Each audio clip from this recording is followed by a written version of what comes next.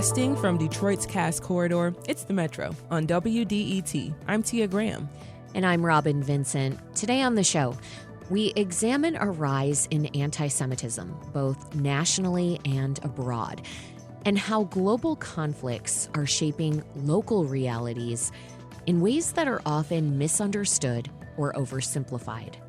Later in the hour, we turn to Detroit's arts community, from local artists building international connections through Detroit Salon to musicians performing live in our studio.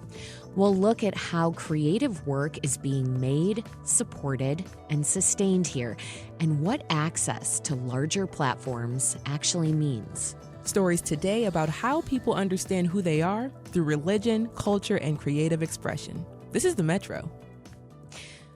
We begin by spinning the globe to a tragedy with worldwide reverberations. On Sunday, a father and son killed 15 people at a Hanukkah celebration in Australia. It was one of the deadliest attacks on Jewish people in that nation's history. The attack is part of a larger trend of rising anti-Semitism. Since October of 2023, American Jews report a rise in anti-Semitism, including an uptick in violence against Jewish people. This past year alone, high-profile attacks happened in Pennsylvania, Washington, D.C., and Colorado. All of this has transpired amid what scholars say is Israel's genocide against Palestinians in Gaza. What is the connection between Israel's violence and violence targeting Jewish people around the world? The Metro's Sam Corey spoke with a variety of Jewish scholars and community leaders. Here's what he learned. Leah Langness's Jewish identity is really important to her. Growing up, her parents wanted her to be ingratiated in Jewish life, in part because of the experiences of her grandparents. I was born and my parents were like, you are the grandchild of 2 Holocaust survivors. You will know their stories for the rest of your life. So I basically had that. And then when I was growing up, I went to Jewish preschool. I went to Jewish day school. I went to Jewish sleepaway camp. My parents were just very much like, you will be involved in everything Jewish for as long as you live. And I said, okay. Langness studies at Wayne State. Hillel, a Jewish campus organization, has become her home. Her spiritual practice has even grown there too. I got very involved in the spirituality community and the witchy community. I read tarot cards. I have over 150 crystals. I have incense. I write Kabbalah, which is Jewish mysticism. And I've learned that Judaism doesn't have to be just one way. It can be however you want it to be. But since October 7th of 2023, she's felt more uncomfortable about being openly proud of her Jewish identity. There are days where I get really nervous about even wearing a Jewish star or even speaking some Yiddish, because you just never know how people are going to react. The October 7th Hamas-led attacks against Israel marked the beginning of a new chapter of violence in the region. Israel retaliated by destroying Gaza and killing over 66,000 Palestinians. The nightmare that is the Gaza Strip is getting worse. We just heard earlier today from Palestinian health officials in Gaza, which is ruled by Hamas, that 14 people had died from malnutrition. 2 of them were children. It was the deadliest day in Gaza since the fragile truce was announced almost 3 weeks ago. Hospitals up and down the Strip inundated with the dead and the injured. We turn now to Gaza, where Israel's carried out repeated attacks, killing about 100 Palestinians over the past 2 weeks since the U.S.-backed ceasefire deal with Hamas came into effect. Israel's also continued to restrict the entry of humanitarian aid into Gaza in defiance of a ruling last week by the International Court of Justice. Meanwhile, the discrimination and segregation against Palestinians in the West Bank continues. Leading genocide scholars and international organizations have said that Israel's attacks on Palestinians amount to genocide. The International Criminal Court says 2 leaders of that country, including its prime minister, have committed war crimes. The court has issued warrants for their arrests. Omer Bartov is a Jewish-Israeli professor of Holocaust and Genocide Studies at Brown University. He told WDET's The Metro back in July that intent, when it comes to genocide, means everything. In May, the Israeli Prime Minister spoke clearly about what the intent was. He was quoted as saying, in a Foreign and Security Committee meeting, and I'm quoting him, "We are destroying more and more houses. They have nothing to return to. The only consequence resulting from this will be the desire of Gazans to emigrate out of the Strip. Our main problem is finding states that will take them in." These actions have been impacting Jews outside of Israel. In countries like the US and the UK, anti-Semitic acts have risen sharply. Julian Levinson is a professor of American Jewish Studies at the University of Michigan. A lot of these attacks, the more violent ones, have been seemingly in the name of a Palestinian liberation, in the name of anti-Zionism, in the name of anti-Israel sentiment. So it's often quite explicit, somebody saying something that makes it clear that it's connected to what's happening in Gaza, what did happen in Gaza. Levinson also says these high-profile attacks against Jewish people in places across America and beyond are coming from people who are often mentally unstable. What's more, Levinson points to social media and how seeing the destruction of Gaza on one's phone has resulted in anti-Semitic attacks outside of Israel. There's something unprecedented about this, both in terms of the cultural conditions that we inhabit and in terms of the actual war itself, how it was waged. You could watch it in real time. You could watch very brutal, unimaginably brutal devastation. You can watch it on your phone.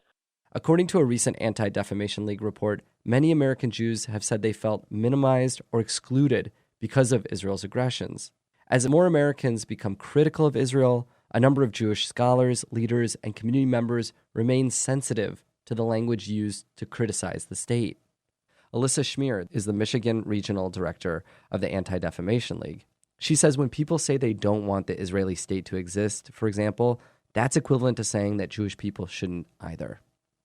The modern state of Israel encompasses some of the ancestral homeland of the Jewish people. Calling for the elimination of the state of Israel is an extreme view, and I think it strikes at the heart of what many of the Jewish students that we're working with feel of what's happening on these college campuses. College students like Wayne State's Leah Langness say that these declarations are how anti-Semitism shows up on the political left, even when it's Jewish people saying them. Because you're saying that, like, Christians are allowed countries. Catholics are allowed countries. People who are Muslim are allowed a country. But a number of Jewish scholars and journalists disagree. They point to the many Jewish people, particularly younger ones, who are critical of the state's actions and support the Palestinian cause. According to a poll in the Jerusalem Post last year, 37% of American Jews aged 14 to 18 sympathize with Hamas. Differences in opinions about the state of Israel among American Jews have become so intense that a few prominent thinkers describe a collapse of American Jewish support for Israel and for the Zionist project. Here's Ezra Klein on his podcast, The Ezra Klein Show. The consensus that held American Jewry together for generations is breaking down. That consensus roughly was this: what is good for Israel is good for the Jews. Anti-Zionism is a form of anti-Semitism. And there will someday soon be a two-state solution that reconciles Zionism and liberalism. At the very least, Israel is seeking such a solution. Every single component of that consensus has cracked. Some personal relationships have strained or even ended over disagreements on Israel's stances and actions. Seema Akandi is a Jewish Metro Detroit resident who lived in Israel. She spoke on WDET's The Metro last year.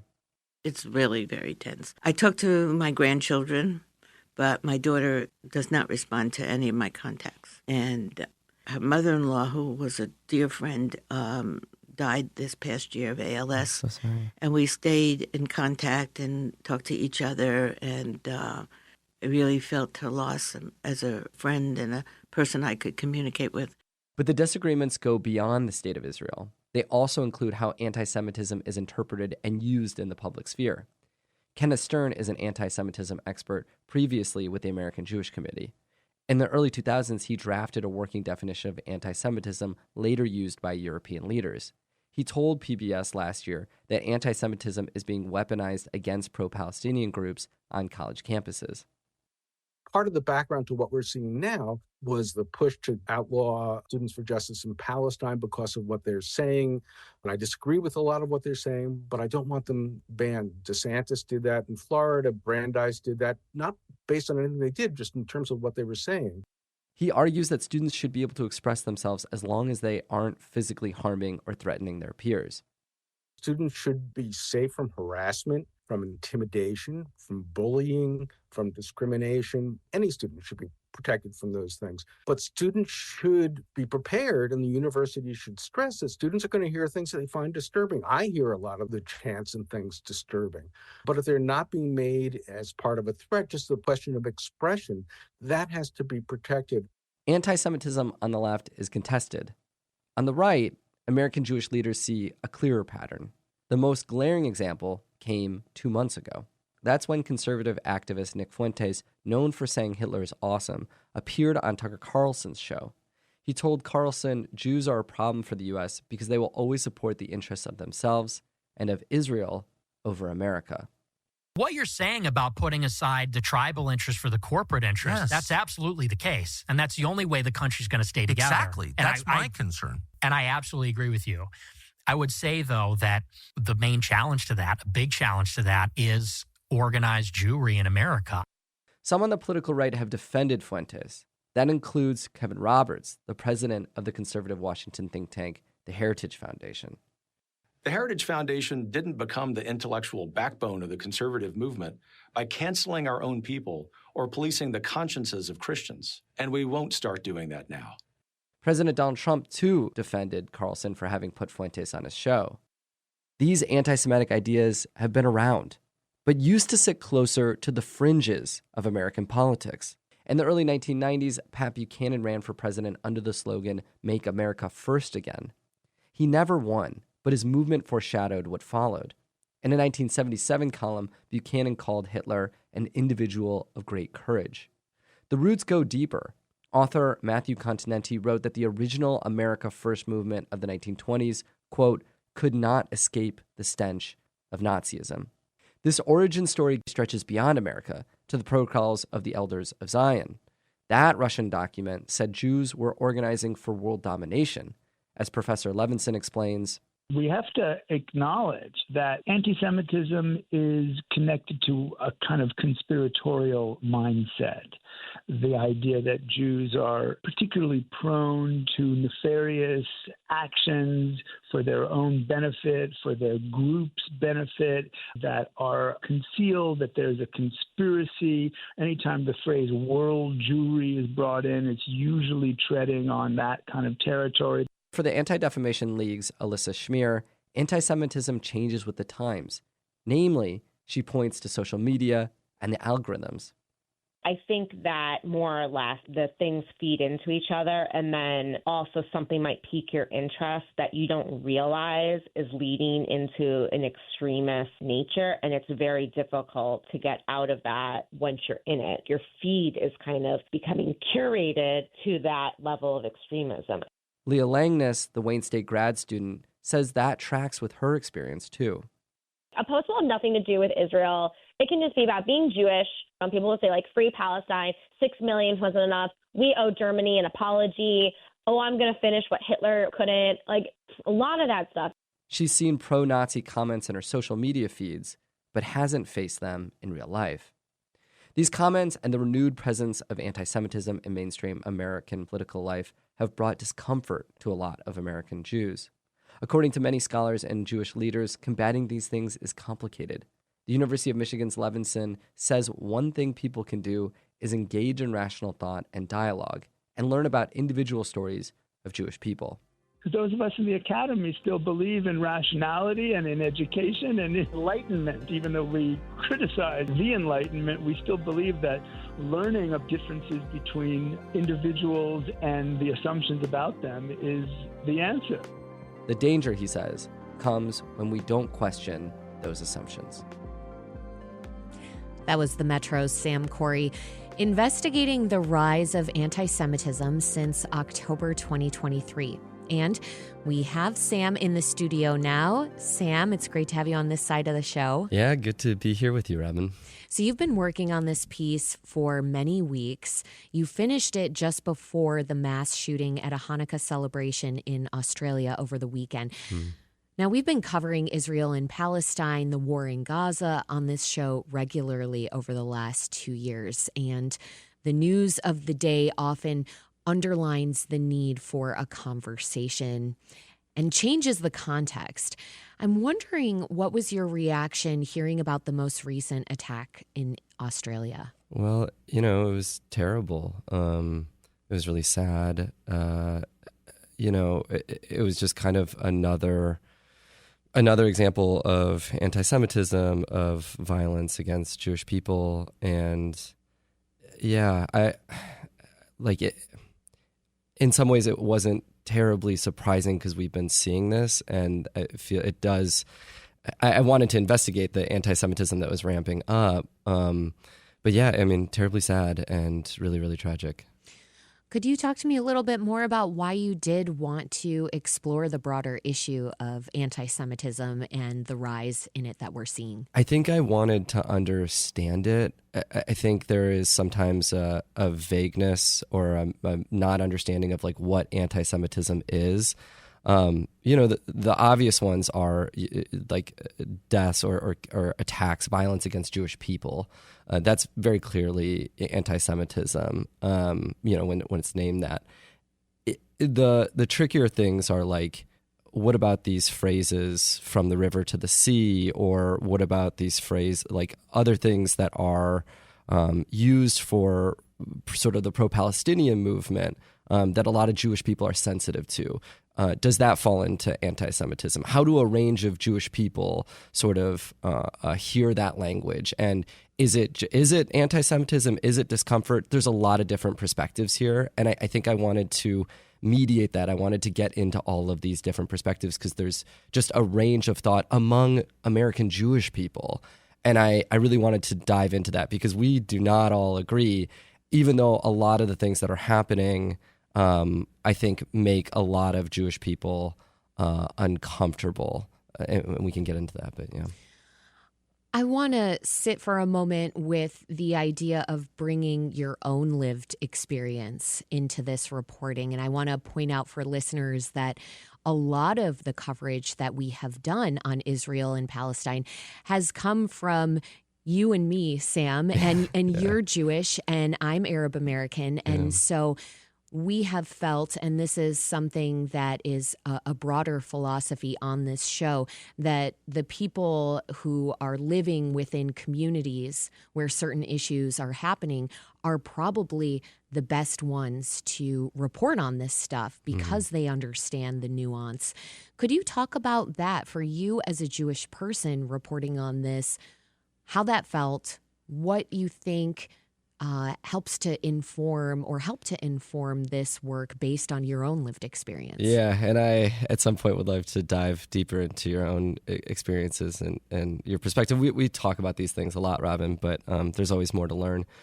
I think when I was watching Israel's destruction of Gaza and the genocide, according to what many scholars have said, take place, your heart really breaks, right? You're thinking about these people who are suffering so much. And there's a lot of attention and time just as a journalist that I think we put into that because it's important. It impacts a lot of people. A lot of people care about it, particularly in our region. It's also, it's just never been true in my lifetime that Israel and Jewish people have been in the news almost every single day for years. And that's just a different kind of experience, especially as Israel around the world and in the United States becomes considered a pariah, becomes a bad actor. That's it's just a very different experience. And in my own personal life, I was experiencing things that were, I would say, lightly anti-Semitic, things that were ways of either a little bit exclusionary or kind of people kind of claiming my Jewishness, to like know my Jewishness, to make assumptions about where I stood as a Jewish person. And I'm like, whoa, that has never quite happened in the ways that I've experienced over the past couple of years. So I think I was feeling something. I was like, ooh, there's a really big shift in the room, and I want to dive into this tension and understand a host of different perspectives, I think, of Jewish people and understand like what anti-Semitism is and how it arises and how it changes over time. It sounds like you were able to take a lot then from this reporting, and it has me wondering what you hope other people can take away from it. Yeah, I think it's just that there's a range of perspectives among American and Jewish people and Jewish people around the world about Israel, about Palestine, about that conflict, and then about their own Jewish identities. There's a plurality, right? No one's a monolith, and no group is a monolith. And I think it's really easy for people, it just doesn't just happen to Jewish people, but we flatten people, we caricaturize them. I think social media, that's why I was a part of this piece, according to many scholars, does that. It sort of flattens folks, and then it gives people more and more extreme content. I'm sorry, I forgot your question. What you hope other people will learn from this. I mean, it sounds like you want them to see nuance and to hear nuance. Yeah, it's just the complicatedness and the differences in opinions and how different, opinions and perspectives change over time. They change based on context. They change based on who people are around and who they take seriously and who they're listening to. And there's just a plurality among perspectives in the American Jewish community. Superstar producer here on the Metro, Sam Corey. Sam, thank you so much for your reporting and for sharing it with us here. Thanks, Robin.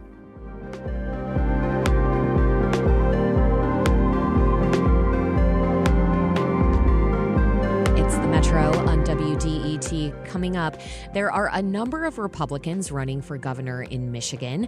We'll hear who the frontrunners are. That's next. Stay with us.